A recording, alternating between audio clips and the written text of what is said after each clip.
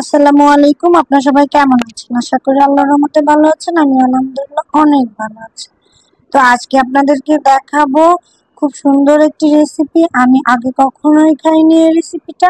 তো আমার মার হাতের এই রেসিপিটা তো খেতে যে এত ভালো হবে আসলে কোনোভাবেই বুঝতে পারছিলাম না। তো ভাবলাম আপনাদের সাথে এই ভিডিওটি শেয়ার করি।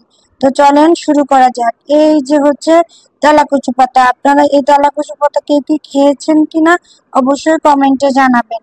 আমি এটা হচ্ছে ফার্স্ট টাইম খেলাম। তো এভাবে করে খেয়ে দেখবেন, আশা করি অনেক ভালো লাগবে। তো এই তেলাকুচুর পাতাটা সুন্দর করে কুচি কুচি করে কেটে নিল আমার মা। এই রান্নাটা হচ্ছে আমার মা করছে।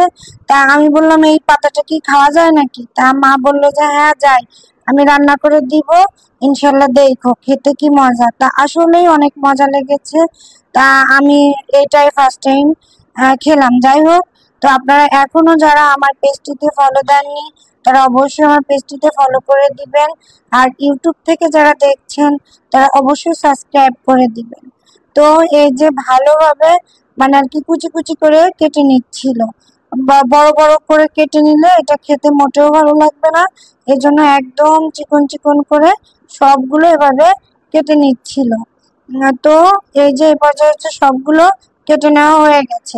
তো এখানে হচ্ছে একটা কড়াইতে পরিমাণ মতো তেল দিয়ে দিল। এখানে হচ্ছে রসুন কুচি দিয়ে দিল, আর হচ্ছে পেঁয়াজ কুচি। তো এই রসুন কুচি আর পেঁয়াজ কুচিটা ভেজে নিল। তো এই পর্যায়ে হচ্ছে মরিচটা দিয়ে দিল, কাঁচা মরিচ। তো এটাকে দিয়েও ভালোভাবে ভেজে নিল। খুব বেশি বাদামি করবে না, হালকা বাদামি করে নিয়েছিল। তো এই পর্যায়ে হচ্ছে এই শাকগুলো দিয়ে দিল।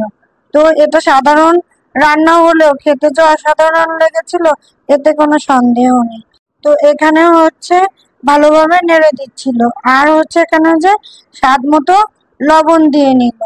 তো এই লবণটা দিয়ে ভাজতে হবে, খুব বেশিক্ষণ এখানে ভাজলো না, খুবই অল্প টাইম, মনে হয় 3-4 মিনিট আর কি, জাস্ট পানিটা যেন শুকিয়ে যায়। তো এই যে এই পর্যায়ে হচ্ছে নামিয়ে নিলে রেডি। দেখেন দেখতেই কতটা সুন্দর লাগছে। তো এখানে আমার আম্মু আরো রান্না করেছিল করলা ভাজি, ছোট মাছ ভাজি, আর হচ্ছে ওই শাকটা ভাজি আর কি, তেলাকচুর পাতা বলে থাকি আমরা। আপনাদের এলাকায় কি নামে এটাকে ডাকে অবশ্যই আপনারা কমেন্টে জানাবেন। তো এখানে হচ্ছে আরো ডাউল রান্না করেছিল। তো এটা দিয়ে সবগুলো দিয়ে আমি খাচ্ছিলাম। তো এই যে আপনাদেরকে খেয়ে দেখাচ্ছে এই শাকটা, আসলে কি বলবো, অসম্ভব মজা হয়েছিল।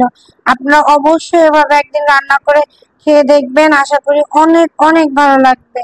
তো এই পর্যায়ে হচ্ছে আমি সবগুলো খাবার এখানে আমি টেস্ট করে আপনাদেরকে দেখাচ্ছিলাম।